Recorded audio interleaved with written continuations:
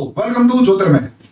दोस्तों, चाइना इस समय पर एक अलग ही लेवल की सेंसेशन कहिए या एक अलग ही लेवल का पूरे का पूरा कंट्री जिस लेवल पर पहुंचा हुआ है अलग। 2020 के बाद से तो ऐसा लगने लगा कि जैसे चाइना जो है पूरी दुनिया का विलन बन गया और हालात ये थे कि पूरी दुनिया में कोई भी चाइना से बात करने को राजी नहीं था। लेकिन एकदम से ऐसा क्या हुआ कि चाइना जो कि अब तक विलन था, कुछ दिन पहले वहां पर अमेरिका के जो विदेश मंत्री हैं मिस्टर एंटनी ब्लिंकन वो पहुंचे और जिस तरीके से चाइना ने उन्हें दुत्कार के भगाया वो कहना ही क्या। फिलीपींस को तो आए दिन दो चार थप्पड़ लगा ही दिए जाते हैं साउथ चाइना सी के अंदर। ताइवान को अगर आप उठाकर देखेंगे तो ताइवान की भी हालत काफी हद तक खराब है और आए दिन अमेरिका चाइनीज फाइटर जेट्स जो हैं ताइवान के एयर स्पेस में घुसकर एयर स्पेस वायलेशन करते हैं, प्रॉब्लम क्रिएट करते हैं। जापान का भी यही हाल है, साउथ कोरिया का भी यही हाल है। अभी कल परसों की ही खबर है कि साउथ कोरिया के अंदर जो ऑस्ट्रेलियन हेलीकॉप्टर्स नॉर्थ कोरिया के सैंक्शंस के ऊपर नजर रखे हुए थे उन पर चाइनीज फाइटर जेट जाता है और फ्लेयर छोड़ देता है और ये एक खबर बनती है।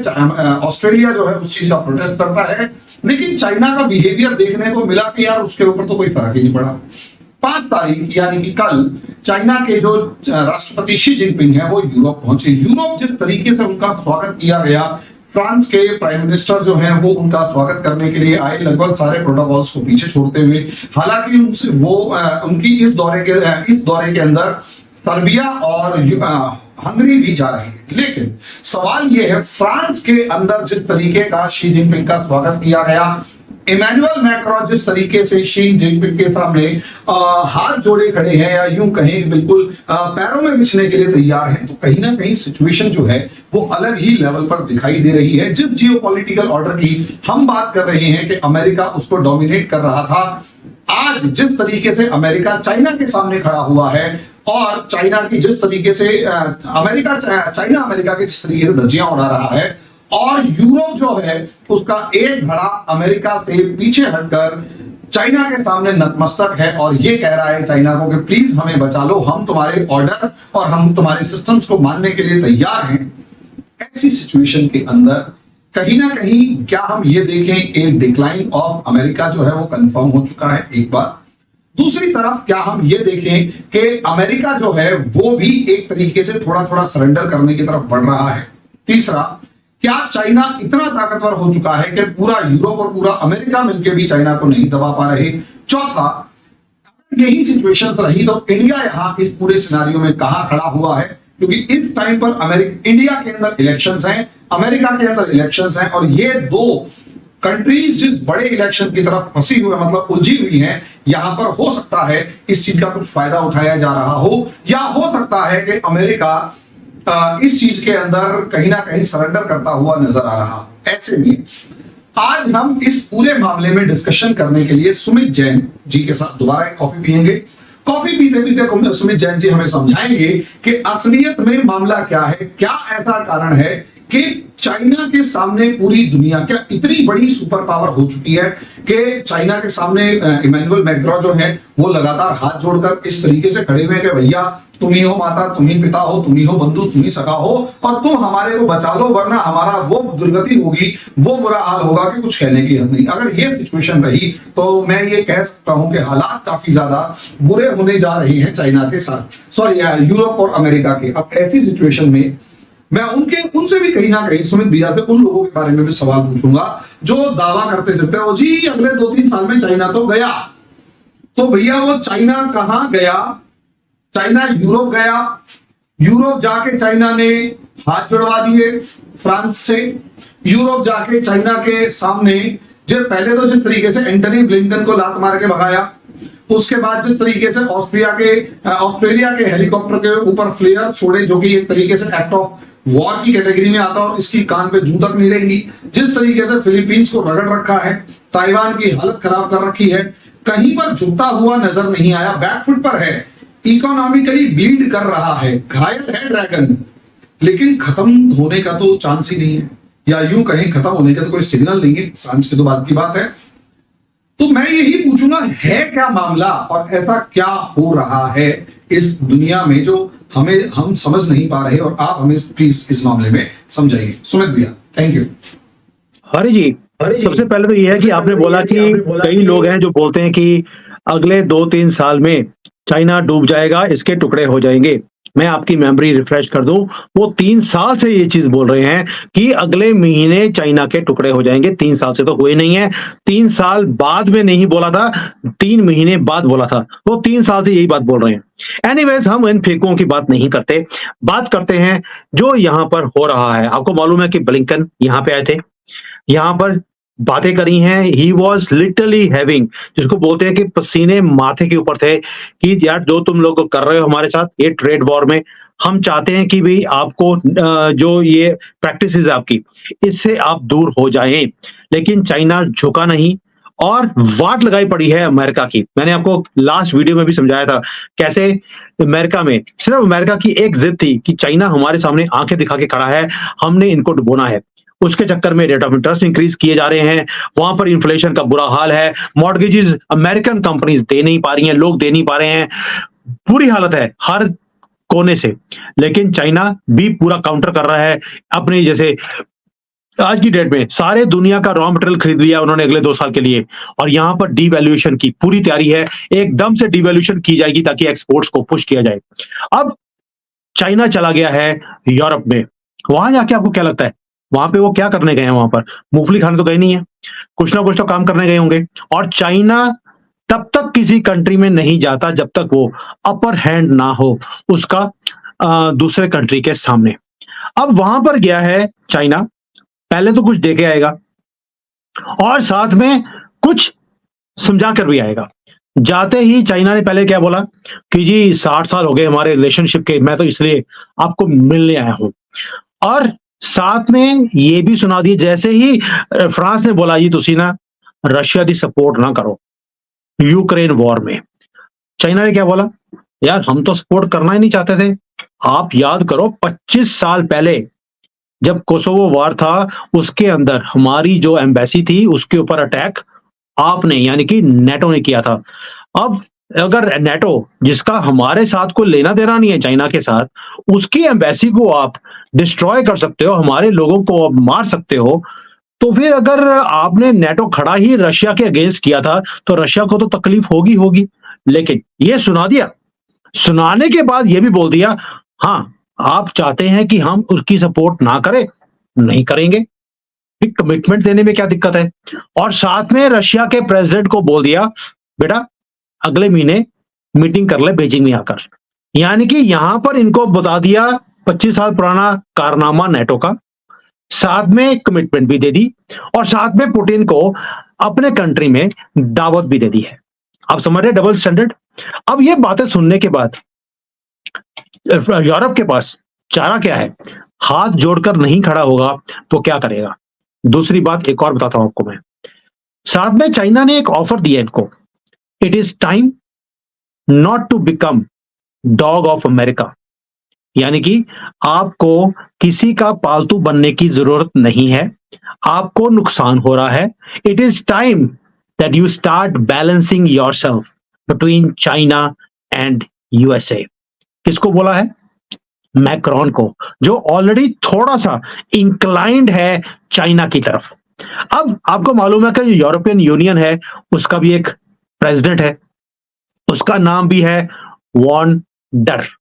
अब वो एक तो वॉन्डर करता रहता था हर टाइम, और थोड़ा सा उसके एंड में लिखा है डर, तो डर से ही बात कर रहा है चाइना के साथ। अब मैं क्यों बोल रहा हूं, पहले तो आंखें दिखाने की कोशिश करी, देखिए जी आपके कारण हमारी सारी इंडस्ट्री यहां पर तबाह होती जा रही है, हम आपकी ये दादागिरी सहन नहीं करेंगे।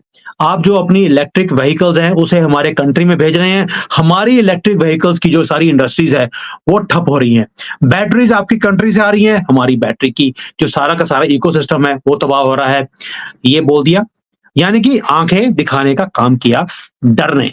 साथ में ये भी बोल दिया लेकिन सर आप ये मत सोचना कि हम आपसे दूर जा रहे हैं, हम आपके साथ मिलकर काम करना चाहते हैं, लेकिन प्लीज ये जो आप डंपिंग वाला काम करते हैं ये आप मत कीजिए। आपको लगता है चाइना बोलेगा हाँ जी हम दोबारा से डंपिंग नहीं करेंगे आपके ऊपर? चाइना ने क्या बोला है? हमारी मैन्युफैक्चरिंग सस्ती है, हमारी टेक्नोलॉजी बेटर है, हमारा सब कुछ ठीक है, आप कंपीट कीजिए। लेवल प्लेइंग ग्राउंड है दोनों तरफ से, जिसकी प्राइस अच्छी होगी, जो भी होगा खेल लेगा। और यूरोप के पास आंसर ही नहीं है इस चीज को करने के लिए। उसका रीजन है यूरोप की पूरी डिपेंडेंस पिछले 15-20 साल में चाइना के ऊपर इतनी बढ़ गई है कि वो इससे डीकपल कर भी नहीं सकता। और डीकपलिंग करने के लिए 10 से 20 साल लगेंगे। डीकपलिंग का जो प्रोसेस है इतना पेनफुल और इतना लंबा है। तो चाइना अपर हैंड है, इसीलिए वहां गया है बातचीत करने के लिए। और यूरोप ऐसे लगता है जैसे कि बेसहारा, कोई आंसर नहीं है चाइना को काउंटर करने का। And China is literally having the last laugh. अभी आपको याद होगा कि जो इलेक्ट्रिक व्हीकल्स है, अब इलेक्ट्रिक व्हीकल्स की बात पे क्यों कर रहा हूं? चाइना की मैंने आपको बताया था कि जो 4 पिलर हैं, जो मैन्युफैक्चरिंग है डाउन है, रियल एस्टेट डाउन है, फाइनेंशियल सेक्टर जो है उसमें भी थोड़ा सा प्रॉब्लम्स है, सर्विस सेक्टर डाउन है। एक ही इंडस्ट्री है जो इनकी राइज कर रही है, वो है टेक्नोलॉजी, वो है ईवी इलेक्ट्रिक व्हीकल्स, वो है इनकी जो रोबोटिक्स है। वो वहां पर ये इतना राइज कर रहे हैं कि अंदाजा ही नहीं है। मैंने आज ही एक छोटा सा वीडियो डाला है अपने शॉर्ट्स के अंदर यूट्यूब अकाउंट में, उसमें मैंने दिखाने की कोशिश करी है कि रोबोट्स का यहाँ पर क्या सिस्टम बना दिया इन्होंने रोबोटिक का, आप अंदाजा नहीं लगा सकते। तो चाइना इन चीजों के ऊपर अब अपनी कंट्री को खड़ा कर रहा है। एक ही पिलर है जो राइज कर रहा है इनका। 50% of electric vehicles in the world are made in China. और यहां पर तो इतना फ्लड है इलेक्ट्रिक व्हीकल्स का, आप अंदाजा नहीं लगा सकते। अब उसी चीज को ये एक्सपोर्ट भी करने की कोशिश कर रहे हैं यूरोप को, अमेरिका को, पूरे वर्ल्ड को। भारत ने उसको बैन कर दिया है कि चाइना की इलेक्ट्रिक व्हीकल का भारत में नहीं आएगी, लेकिन यूरोप पूरा फ्लडेड है। अब इसी पिलर को टच करने के लिए यूरोप ने बोल दिया कि हम इसको सैंक्शन कर रहे हैं ताकि चाइना की रीढ़ की हड्डी टूट जाए। अब ये रीढ़ की हड्डी तोड़ने का काम किसने शुरू किया था? अमेरिका ने। अमेरिका चाहता है कि चाइना की रीढ़ की हड्डी टूटे। यूरोप भी इसी लाइंस पे बातें बोल रहा है अमेरिका के कहने पर। और चाइना क्या बोल रहा है? ज्यादा उसका डॉग बनने की जरूरत नहीं है, मिलके काम करो, मेरी भी तरक्की होगी और आपकी भी होगी। देखिए रीजन क्या है? रीजन है हंगरी में जा रहे हैं। हंगरी है पैसों के लिए, यूरोप की हालत खराब है। और हंगरी क्या बोल रहा है चाइना को? हमें आपकी इन्वेस्टमेंट्स की जरूरत है, आप प्लीज अपनी इन्वेस्टमेंट्स को हमारे यहां पर लेकर आइए। आपकी जो इलेक्ट्रिक व्हीकल्स है, we will allow them to come here, please do investments in my country. Serbia जा रहे हैं, वहां पर भी जो चाइनीज कंपनीज हैं उनको बोला जा रहा है कि आप अपनी फैक्ट्रीज को हमारे यहाँ लगाइए, we will give you the platform. ओ भाई, यूरोप खुद झुककर चाइना के सामने बोल रहा है, गिड़गिड़ा रहा है कि हमें यहाँ पैसे दे दीजिए। आप सोच के देखिए, अमेरिका आया, ब्लिंकन यहां पर आया, ब्लिंक करते करते वापस चला गया। He was red faced when he went back. Yellen आई यहां पर, जो इनकी फाइनेंस सेक्रेटरी है अमेरिका की, she ran away, she was telling them कि प्लीज, चाइना को क्या बोला उसने? हमारे बॉन्ड्स को डंप मत कीजिए, हमारे डॉलर को डंप मत कीजिए, हमारी वाट लगी पड़ी है। और China was laughing on them. Saudi Arabia पहुंचता है चाइना में, बोलता है कि हमारी लाइन ही छोटी हो गई है, हमें 500 बिलियन दे दीजिए, आपके पास हैसियत है, आप हमें पैसे दे सकते हैं। China is thinking about it. Europe is begging for money in front of China. अब सोच कर देखिए। और लोग बोलते हैं भारत में चाइना टूटने वाला है, और ये तो गया और इसको खड़ा अब कोई भी कर नहीं सकता, भगवान भी बचा नहीं सकता। मुझे लगता है कि ऐसे लोगों की जो बुद्धि है वो भी भगवान अब दे नहीं सकता है। China has come into such a dominating position. मैं इसलिए नहीं बोल रहा हूं क्योंकि मैं कोई चाइनीज का एजेंट हूं। मतलब जब मैं ऐसी बातें बोलता हूं, मोहन जी, कई लोग बोलते हैं ओ यार ये चाइना का एजेंट है। हमने एप्पल के ऊपर वीडियो बनाया, हमने टेक्नोलॉजीज की बात करी, तो लोगों ने बोलना शुरू कर दिया ओ यार कॉपी की हुई टेक्नोलॉजी है, ये कैसे किसी को बीट कर सकती है। ओ भाई, आप चाइना कभी आए नहीं, आपने कुछ देखा नहीं, आपको पता कैसे लगेगा? You are talking what Indian media is showing you and you are just reacting to it. मैं एक बात कहना चाहूंगा कि एप्पल और खासकर एप्पल और सैमसंग की अगर टेक्नोलॉजी चोरी करने की बात है ना, तो आप लोग जिस फोन पर हमें देख रहे हैं वो भी पॉसिबली चाइना का बना हुआ है। और दूसरी बात, चाहे वो एप्पल का हुआ चाहे सैमसंग का हुआ, और दूसरी बात जो ओप्पो और वीवो हैं, ये दोनों की दोनों कंपनीज चाइनीज हैं। और बहुत सारे लोग एप्पल को छोड़कर ओप्पो वीवो इसलिए भी लेते हैं कि सस्ते में लगभग वैसी ही और कई मामलों में उसमें बेटर क्वालिटी उतने ही पैसों में मिल जाती है। तो इसमें गलत क्या है? ऐसा नहीं है कि हम चाइना का गुणगान कर रहे हैं, हम एक मिस इंफॉर्मेशन से बचने की कोशिश कर रहे हैं। हम यहाँ पर इंडिया का कंपैरिजन बिल्कुल नहीं कर रहे हैं। जिस दिन हम इंडिया के पोटेंशियल्स और इंडिया की कमजोरियों की बात करेंगे उस दिन बात करेंगे। अभी शी जिनपिंग जिस तरीके से फ्रांस गए हुए हैं और फ्रांस के अंदर जो उनकी बॉडी लैंग्वेज है, जो एटीट्यूड है, और फ्रांस जिस तरीके से उनका स्वागत कर रहा है, वो लेवल अलग है। और अभी मैं एक वीडियो और बनाऊंगा इसके हिस्टोरिसिटी के ऊपर कि एक एक फैक्ट्स क्या हैं। भैया बात कर रहे हैं उनकी इकोनॉमिक और दूसरे इम्पैक्ट्स के ऊपर। जी भैया। अच्छा हरि जी, आपने एक चीज देखी होगी कि जैसे ये शी जिनपिंग वहां गए हैं फ्रांस में, वहां पर इन्हें घेरने की कोशिश करी गई किसके ऊपर? यूक्रेन वॉर के ऊपर। और चाइना ने एक ही बात बोली कि क्या ये वॉर मेरे कारण शुरू हुआ है? मैं तो पार्टी भी नहीं हूं, मेरे कारण शुरू भी नहीं हुआ है। जिसके कारण शुरू हुआ उसको आप बोल नहीं रहे। और रशिया को अगर आप दबाने की कोशिश कर रहे हैं, आप अपना काम करते रहिए, मेरा कोई रोल ही नहीं है इसके अंदर। मैं तो सिर्फ इसको वॉर को खत्म करने की कोशिश कर रहा हूं और इसके लिए ऊपर डायलॉग के साथ हम इसको खत्म कर सकते हैं। कौन बोल रहा है? चाइना बोल रहा है कि कोई भी डिस्प्यूट है वो डायलॉग के साथ खत्म हो सकता है। जबकि आपके ओपनिंग कमेंट में आपने बोला फिलीपींस हो, साउथ कोरिया हो, वो कोई भी साउथ चाइना सी में कोई भी कंट्री हो, बेशक भारत ही क्यों ना हो, सबके साथ 36 का आंकड़ा है, किसी के साथ डायलॉग करने में रेडी नहीं है। आंखें दिखाता है, प्लेन भेजता है, वहां पर सारे सारे काम हो रहे हैं, फ्लेयर्स भी छोड़े जा रहे हैं, लेकिन दूसरों को सलाह ये दी जाती है डायलॉग के साथ कोई भी कॉन्फ्लिक्ट को हम जो है रिजॉल्व कर सकते हैं। और फ्रांस ने बोला कि आगे ओलंपिक्स भी आ रहे हैं जो पेरिस में, जो समर ओलंपिक्स हैं, उसके अंदर भी हम बैठकर ये डी एस्केलेशन वाला काम कर सकते हैं। और चाइना ने बोल दिया हाँ हाँ हाँ हम रेडी हैं। क्या चाइना रेडी है किसी भी कॉन्फ्लिक्ट को डी एस्केलेट करने के लिए?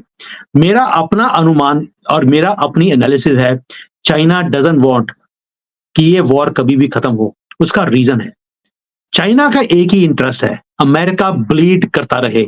ओ भाई, $100 बिलियन जो अभी अभी अमेरिका ने कमिट करे हैं, कभी यूक्रेन वॉर के लिए, कभी इजराइल के लिए, कभी ताइवान के लिए, हु इज ब्लीडिंग? अमेरिका। और अमेरिका का ये हाल है कि उसके अपने कंट्री में 2000 से ज्यादा तो जो मल्टी स्टोर्स हैं वो बंद हो रहे हैं, कंपनियां बंद हो रही हैं। 1 लाख से ज्यादा तो जॉब्स जो है कंपनीज ने बोल दिया है कि हम अपने एम्प्लॉइज को निकालने वाले हैं। सारी बड़ी कंपनीज के एम्प्लॉइज निकाले जा रहे हैं। क्यों? पैसा नहीं है अमेरिका के पास, लेकिन युद्ध में पैसा देने के लिए पैसा है। चाइना चाहेगा कि ये वॉर कभी खत्म हो?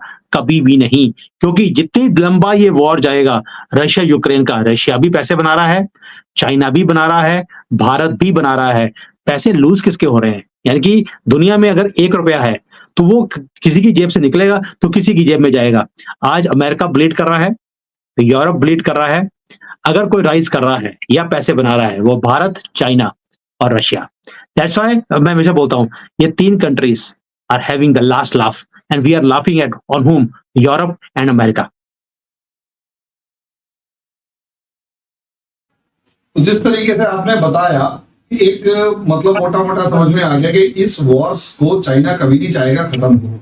रशिया लड़ता रहेगा, पैसे बनाता रहेगा।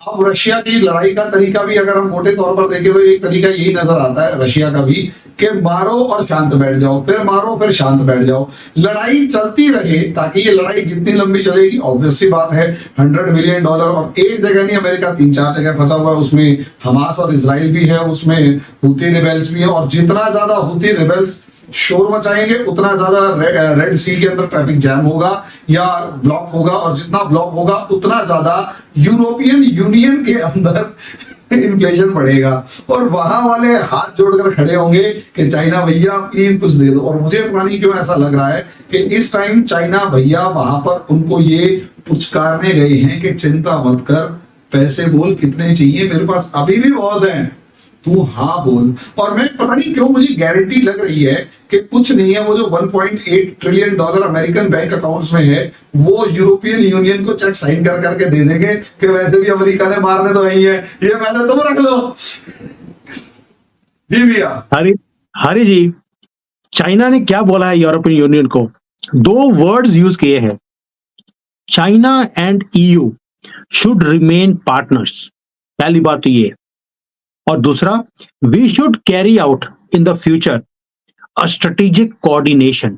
Between Europe and China. ये दोनों बहुत इंपॉर्टेंट वर्ड्स हैं, समझने की जरूरत है जियोपॉलिटिक्स के अंदर। What do mean by we should remain partners? That means कि तुम्हारी मेरे ऊपर डिपेंडेंसी है तो मेरी तुम्हारे ऊपर डिपेंडेंसी बनी रहनी चाहिए। ये पार्टनरशिप है। किसी और के कहने के ऊपर हमें ये पार्टनरशिप को कम नहीं करना चाहिए, ना तोड़ना चाहिए। पहली बात तो ये, यानी कि तीसरे आदमी की हमारे हस्बैंड वाइफ में किसी की जरूरत नहीं है। दूसरा, जो स्ट्रेटेजिक कोऑर्डिनेशन है, अब ये स्ट्रेटेजिक वर्ड बड़ा इंपॉर्टेंट है इसमें।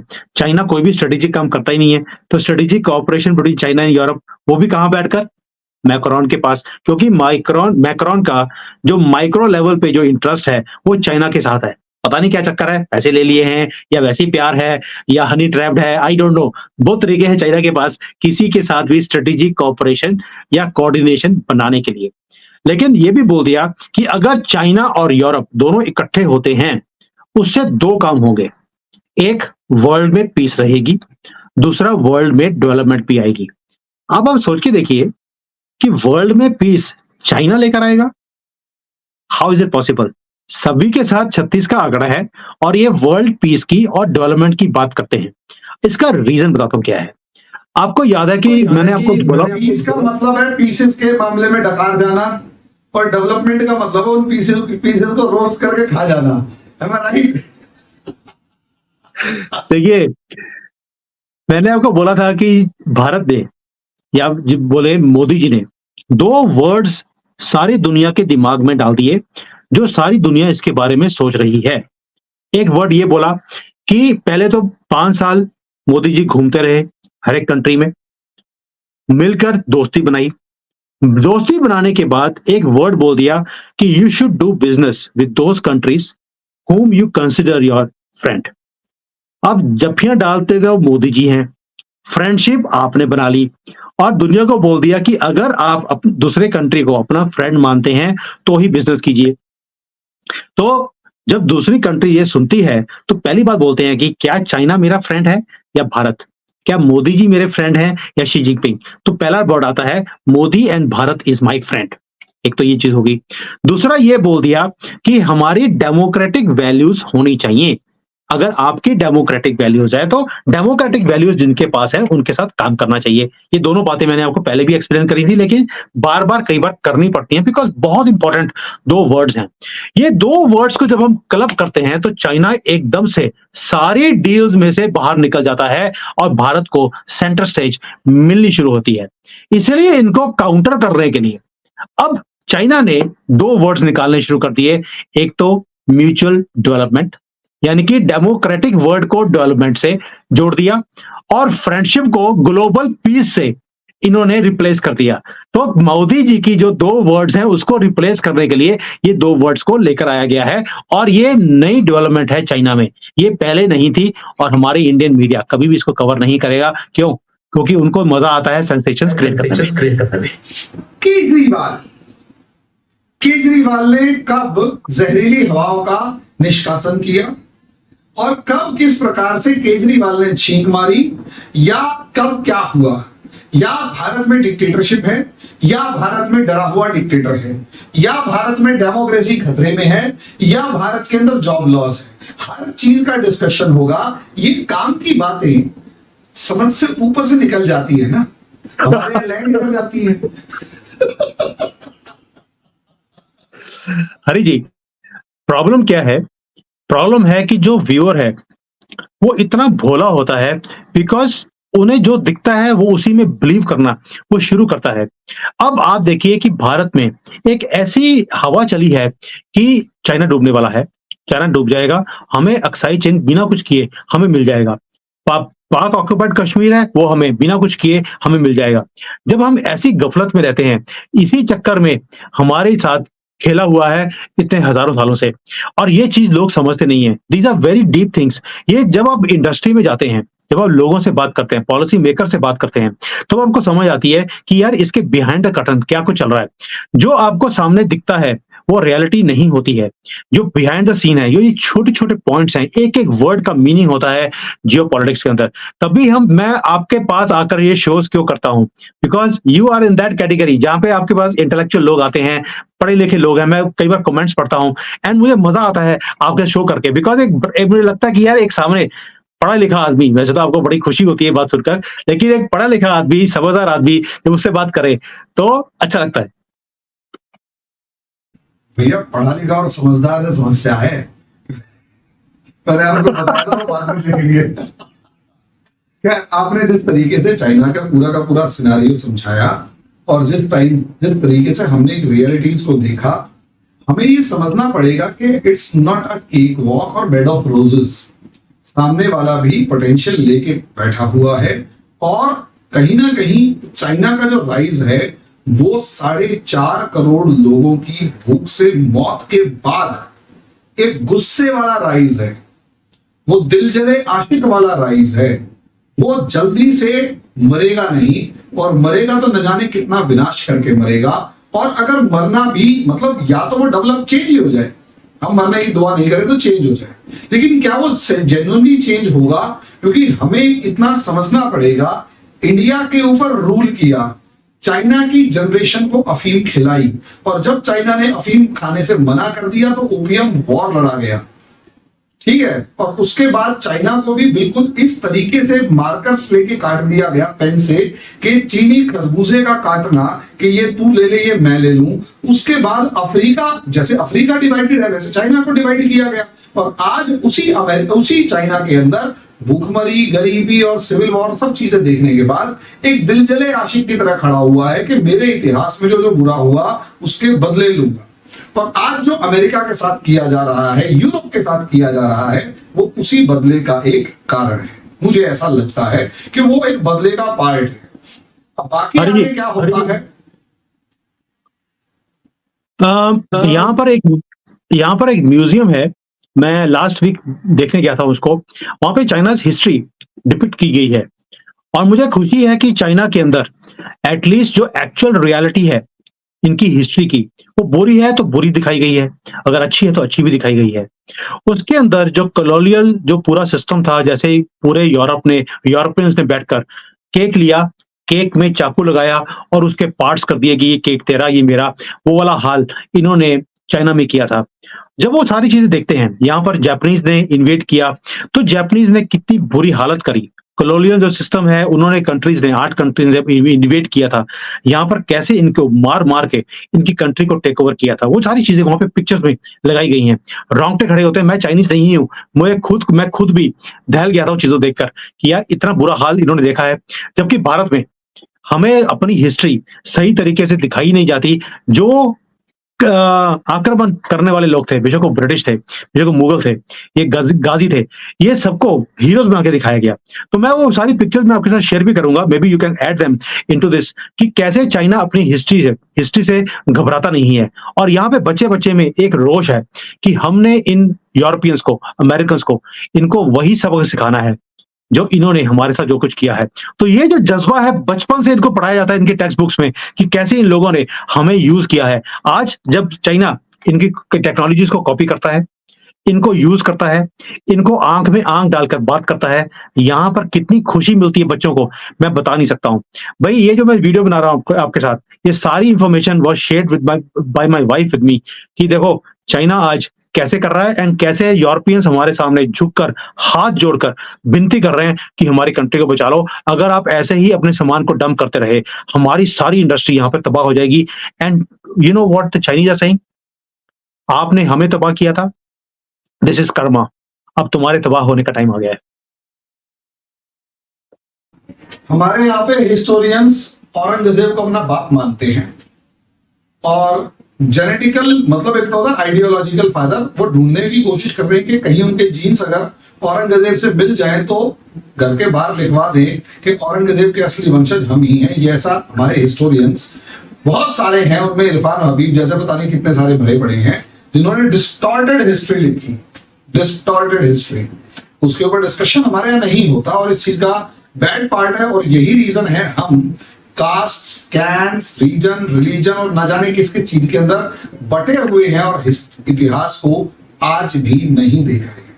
खैर, मैं उस म्यूजियम के बारे में एक सेपरेट वीडियो आपके साथ डिस्कस करना चाहूंगा विद फोटोग्राफ्स, और हो सके तो भाभी जी भी साथ में बैठे और बताएं कि इसमें हमारे को क्या हिस्ट्री है। अभी के She will be very happy. Thank you.